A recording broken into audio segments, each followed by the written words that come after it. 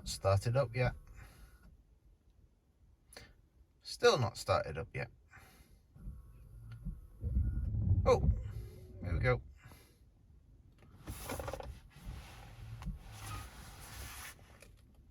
Navigation. So the car fogs up really quickly, so you have to have it on full blast to demist everywhere.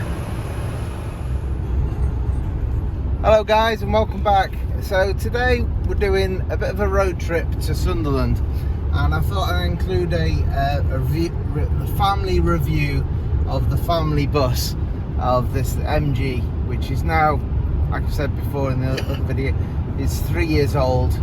We've had it from new and we're basically feedback of what we think about it over the last 3 years. So in the car is my wife Sarah, and in the back is Teddy, who's going for his black belt grading in Sunderland. So everybody in the comments, wish him luck. So by the time you watch this, you'll probably he's probably already got it. So we hope, yeah. So if we start off with Teddy, what do you think of the MG? I quite like it. To be honest, it's very comfy in the back. There's a lot of storage space. It sometimes can seats though. It's not as padded or the further you get out to the outside than it is on the inside. So sometimes I like this, and it can be a little bit uncomfortable. But yeah, I like the car. I think I think it could do a slightly bigger viewing board. But yeah, I like it. So Sarah, what do you think of it? It's nice to drive. I like being high up.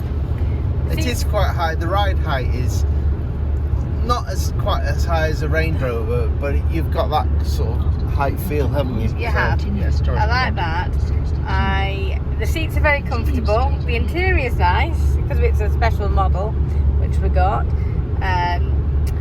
Now the thing about what we were told by the guy at the garage, that the SEAT motor company that makes the MG and that bought the brand makes interiors for other car manufacturers, and I don't know how true that is. And he dropped the word Mercedes, but I'm pretty sure that they don't make Mercedes interiors. I don't know if you know they do. Comment down in the comment section, let me know. But yeah, goes over to Sarah. I like the heated seats. I think they're good. Our previous car was a Mazda and that had a heated steering wheel, which was lovely in the winter. This one sadly doesn't have a heated steering wheel, but it does have heated seats, which are very nice. But the heated seats aren't variable. They're either on or off. Yes. Which is a bit of a... It'd be nice to have a temperature control for the seats. Yeah. Which the Mazda did have, didn't it? Yeah. And the Mercedes before that you could choose different levels of temperature or coolness. Yeah. Also, there's so much... there are buttons, but there's so much pressing on the screen. The screen's... It's not very... So, say...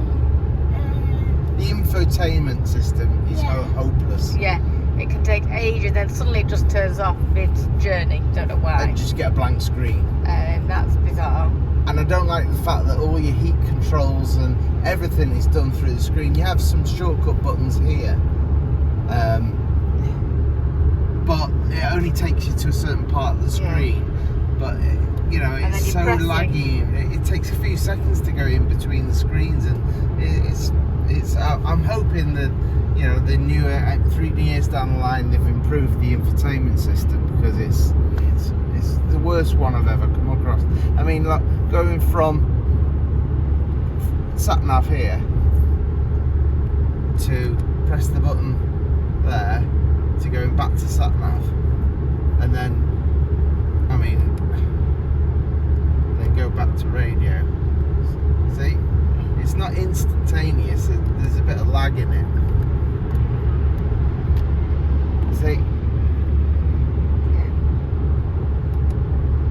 See, trying to go back from there It's dangerous when you're driving because, as you can see, we're trying to do it, and it's not. Trying to watch the road and the screen as well to go from there and then go to your temperature. I have to press it a few times. Yeah, see how long that took. Hopeless. And the other thing I don't like about it is look at the screen. Look, it fogs up really quickly, and this has got the air conditioning on. If you look there, the aircon's on. Right, turn it up a little bit. Aircon is on, and I'm misted up. So you have to go on max demist to clear that. I've not had a problem with the car before like that, have we? No, never. So I don't know why it does that. That's all different. See how it's clearing now.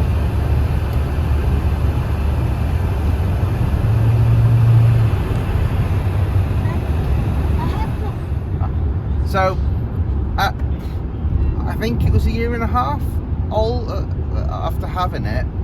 The motor for the windscreen wipers packed in, so we had no windscreen wipers, which means that you can't really use the car. So we went back to the garage and we said it comes with a 7-year warranty, which is one of the best out there really for the amount of years they give you, but you start to understand why when things start failing on it. That they said to us, well, because all the parts come from China, because it's a Chinese car, so the SEAT motor company, we haven't got one in stock, so you're gonna have to wait, and it can take, how long did it say, up to 6 weeks? Yeah, something like that. 6 weeks, which is totally ridiculous. And I said, you mean to say we're going to be with 6 weeks without this car? And then they had something weird going on about the courtesy car. The maximum you can only have a courtesy car was a week, was it? Yeah, 3 days. Yeah. So we'd actually have to hire another car or use another car, one of ours, unfortunately. But not everybody's got other cars. Some people only have one car. So we would have to hire a car. So what they ended up doing was they took a motor out of one of their cars they had in stock, didn't they? They did. Rather than order the part in. Well, then they ordered the part to replace the motor for the car they took the motor out of. You know what I mean? So yeah, that was another fault. And then if you your sister had the ZS, and she had loads of problems with that. It just wouldn't start. It was a terrible car. I don't know if she was particularly unlucky with her car. She got it when it was a year old, but she hated it because it was just so unreliable. Now, we've not had an unreliable car. This has been very reliable for us, other than the windscreen wiper motor, but she's been in all sorts of situations. Once at a petrol station and the car just wouldn't move. It's been back multiple times, had the electronics reprogrammed multiple times. She just massive oil leak from the engine. An oil leak. It had a cracked sump.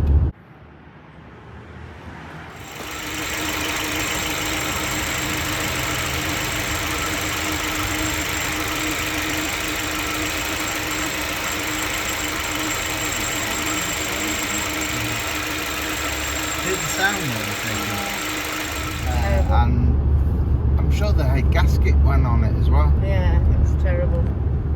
So it's got this digital dash, and there's an error coming up.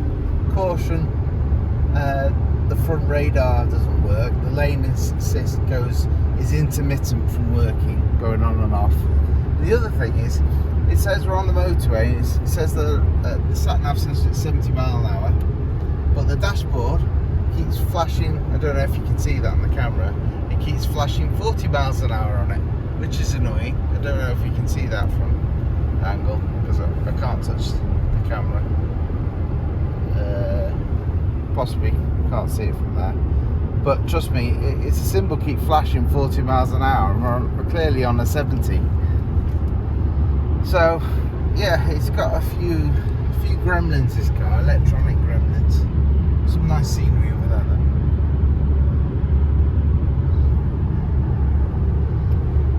Sometimes I find in the morning it's sometimes quite misty, and I put my window down so I can look out the window.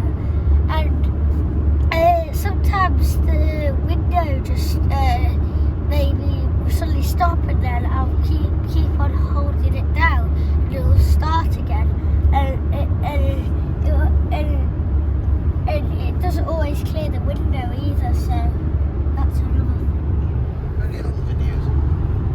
So the lane assist, when it works, because it is intermittent, is actually quite good, because it will keep you in lane. I mean, other cars have this feature as well, but it will steer itself into the lane, keep to the centre of the lane, and it also has an indication light there for blind spot. If a car's coming up in your blind spot, you see that light on, you know there's something there. There isn't at the moment, but you know the car's going to pass now. It's come on there, it's letting me know, and that light came on before I could see the car in my mirror, which is actually quite good. Obviously I saw him in the centre mirror, but yeah, so the lane assist, when it works, is quite good, and the auto lights, when they work, are quite good, but they do go off for some reason, and I don't know why. I don't know whether the radar at the front is dirty or misted up, but that's a little bit annoying. We didn't have that before with the Mercedes. We had a Mercedes GLC, and that had the lane assist and radar, and that never flagged up any problems at all. Yeah. So I think we all like, don't we, the panoramic roof? Yeah. Yeah, I love them. And it's also got a blind feature. Is that working? Yeah. Which is nice to black it out.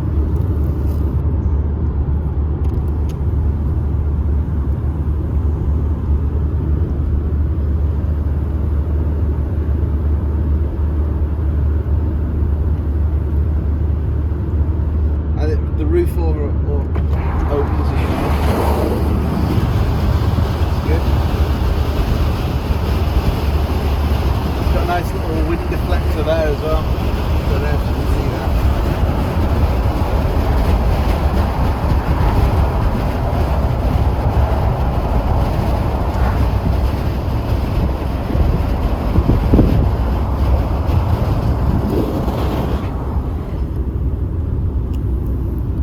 After 3 years and just over 29,000 miles, I would say the driver's seat is starting to show signs of wear. The cushioning is starting to go, as you can see. The material, I won't call it leather because it's probably not leather, it's probably faux leather. It's starting to crease, so I don't think that's particularly good after 3 years and 29,000 miles and change. So I'm sat in the back of the MG HS, and I'm 6 foot tall, and the front driver's seat is set up for me, and as you can see there's plenty of leg room, so there's no problem at all with space at the back.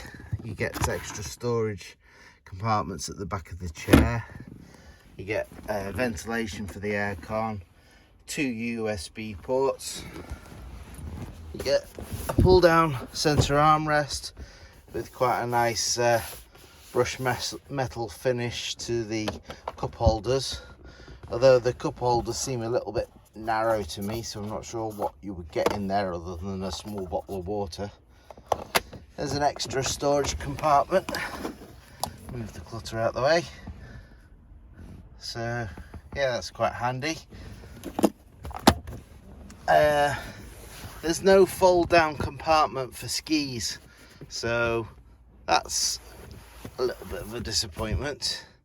The headrests are fully adjustable at the back, quite supportive, and overall it's quite a nice place to be really. Full electrics all the way around, nice stitching on the door cards. The handles are metal, which are quite nice. Again, these plastic the tops of the door cards, they are soft to touch, but a little bit sort of scratchy and cheap really, as is the quality of the floor carpets as well. It's not particularly a thick pile or anything, but then again, it's no Rolls Royce, so yeah, for the price point, it's offers you plenty of room in the back. It's quite comfy really. So from the back, if you ignore the dent, it looks a little bit like a Mercedes GLC. So the HS comes with an electric tailgate, but it's not illuminated, so it's pitch black like it is now. It's like you can't see where the button is. Oh, there it is. No, yeah, that's it.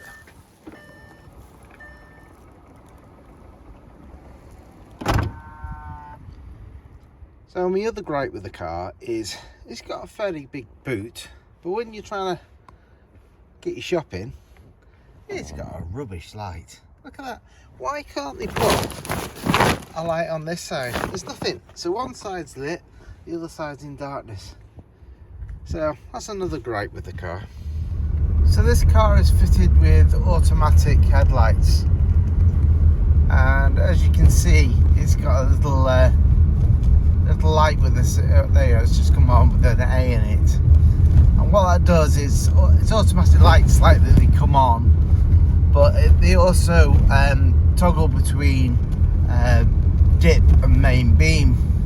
And the problem is sometimes it works really well, and other times the main beam stays on and you're getting flashed by oncoming traffic because they just don't turn off in time. So you can't sort of trust it, so you have to manually override it really. So that's another bit of a design fault. I mean, it's a good feature if it worked well, and it's a little bit intermittent. So on the MG HS, the bonnet release is here, so just pull it.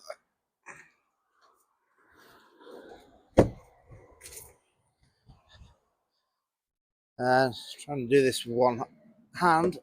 There's a little lever here, I don't know if you can see it, that you just pull towards the catch and lift it. Excuse the state of the engine, we don't really clean under here. But this is a 1.5 4-cylinder, 167 brake horsepower with 275 newton meters of torque. And personally, I think the 1.5 engine for this size of car, and it's not a small car, is a bit small for it. It needs a minimum of 2 litre, and a 3 litre engine would be even better. It's a non-hybrid one, so it is just a honest little 1.5 engine. So yeah, it's got a little bit of poke, but nothing special. You really have to rev it to get any kind of performance out of it.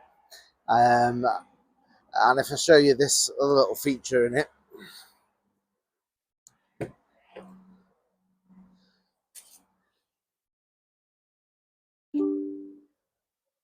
so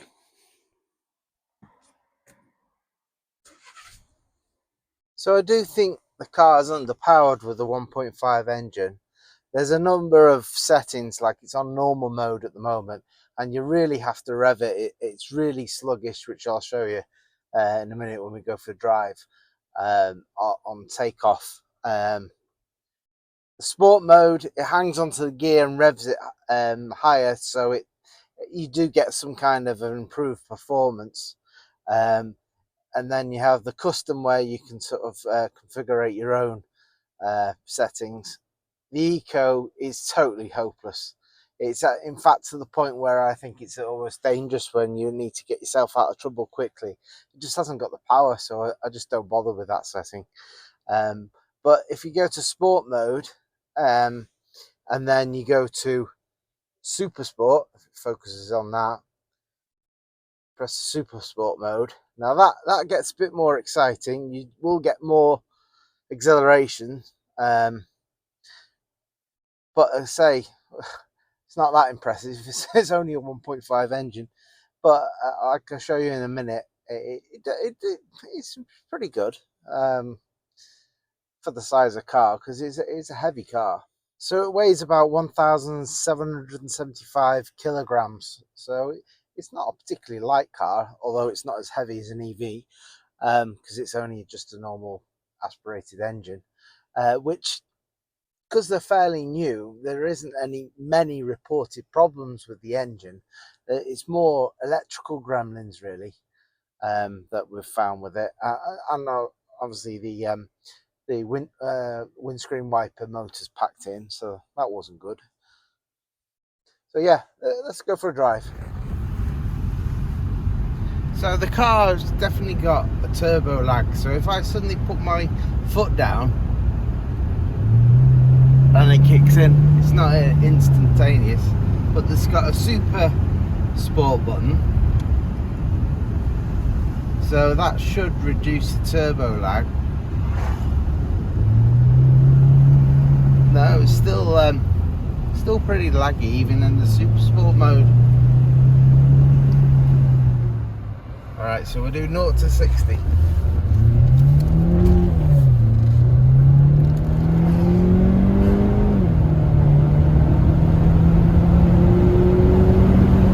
Alright, 60.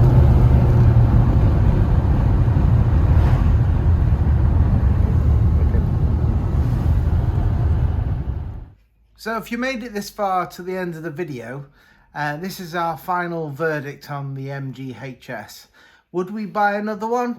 No. No. No.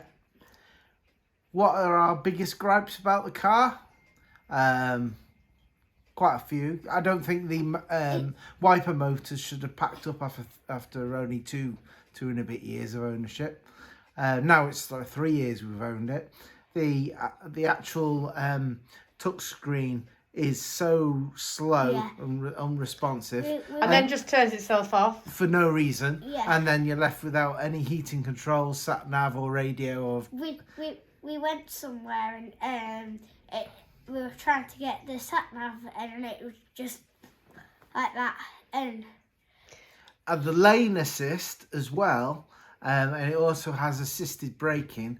And sometimes it can brake for no reason because it can read the road lines wrong. So it may be some old road markings that have been burnt off, but you can still see the line, and it thinks that's the line your driving should take. So it'll correct your steering, which will veer you off into the wrong direction, which is a little bit dangerous. But that's probably not unique to MG. Probably a lot of the road assists do that on a lot of models, so that's not really MG's fault. The interior is good. Well, it is and it isn't really. It's pretty tacky on like the not, sideboard. It's not wearing that well, as I point out earlier on in the video. It's very tinny. It tinny dents very easily. Plasticky. The leather, which I'm not sure it's not leather. No, it's not leather. It looks like leather, but it isn't. Go on. On like where the boot is, it looks like leather. Right? I'm noticing on the not leather. It's wearing. Where like more. It's got scratches on it. Increasing. Yeah. So all in all, after 3 years of ownership, we're not going to have another one. For the price point of what we paid for it, what was it, about 26,000? Yeah. Is it around that, 26,500? It does a lot of things for that price point for a brand new car. And for us, we were trading in an older car that it was perfectly all right, but it needed a new set of tyres. I love cars. It was 5 years old. It was 5 years. It needed new tyres, and that's the only car that we have that's on a PCP, and it worked out £2.80 extra a month over to what we were paying. So it was a bit of a no-brainer to just get a completely brand new car and not have to worry about changing tyres and things like that, or MOT for 3 years. But now it's coming up for its MOT at the end of January. We're time to get rid of it, really. Okay, thanks for watching. Please subscribe and like the video if you like the video. It really helps us out. And let us know if you've got an MGHS. Yeah, let us know down in the comments what you think. Yeah. Okay. Like and subscribe. Bye-bye. See you in the next video. So Barney, Huh? what do you think of the MGHS? I quite like it. It's quite good, you know, because my body pulls. My body pulls. I don't really want to talk about it. So before you go, I just want to let you know I bought myself some Hawkston lager from Jeremy Clarkson's farm, and it's pretty good. So get on the website and order yourself some. I'm not getting paid to say that. It's all right. All right. Cheers.